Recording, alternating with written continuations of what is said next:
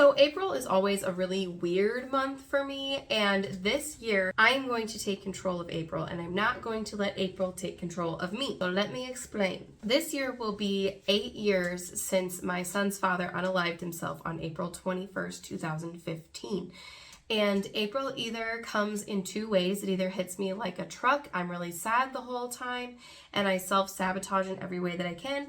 Or the second one is I don't even realize it's April until the day of, and then I realize I've been real depressed all month, and that makes a lot of sense. This year, I am taking control of it, and I want you to take control of your April with me. So I am challenging myself this April to do one self-care thing every single day. And it's going to look different every day, and the tasks don't have to be anything crazy because self-care comes in so many different shapes and forms. So for me, self-care used to look a lot like the treat yourself mindset, right? Like go buy yourself all the things, go blow your money, go eat all the food that makes you feel really good. However, those are actually self-sabotaging techniques that I have, done for my entire life. This month is going to be about actual self-care that actually fuels my best self, not necessarily the things that make me feel great, because yeah, it would feel great to go out and eat 5 times a week and have a bunch of fast food, but that's not really self-care. What self-care looks like to me now is taking care of my body, washing my face, taking a shower, brushing my teeth, putting on clean clothes. Like, these things might sound pretty like, well, no, duh, don't you do that stuff really often? There are times where I don't brush my teeth for a few days. There are times where I shower 1 time a week, maybe even less than that, to be honest with you. Clean clothes is something that I also struggle to put on because I don't feel worthy of clean clothes when my body is dirty. And if you understand this, I'm real sorry you understand it, but it is a thing that people struggle with. So there's different levels of my self-care. Like, there's just the basic necessities. If there is a day where my self-care looks like just brushing my teeth and washing my face, which is exactly what today looked like for me, that's what it's going to look like. And I will share that with you. If maybe the next day self-care is cooking my family and I a delicious, healthy, low-carb keto meal, I will share that with you guys. That is what that is going to look like for that day. Maybe taking a walk in nature, maybe going to the gym, going to a boot camp. It's going to be very, very different levels. It's not going to be something major and extravagant every day because I honestly don't have the energy for that.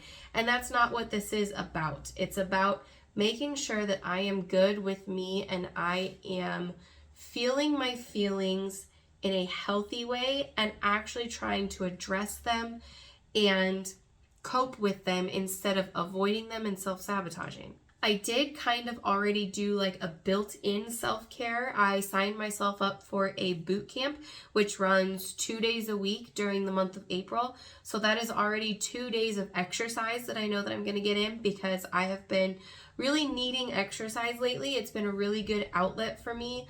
Coming down from a sickness of sinus infection, I haven't been to the gym in a couple weeks. So getting myself back into that aspect too is also just kind of building in self-care. So any ways I can find to build self-care into my daily routines, I will also share that too because I think that's important and it's really easy to slide back on those things sometimes. Now, do I expect every day to be easy? Absolutely not. Self-care is really hard for me. It's always been really hard for me. I don't pour into my own cup often. I pour into everybody else's. And I've always felt really guilty for doing that. I've always felt guilty for doing self-care. Like, I have a son. I'm supposed to be selfless.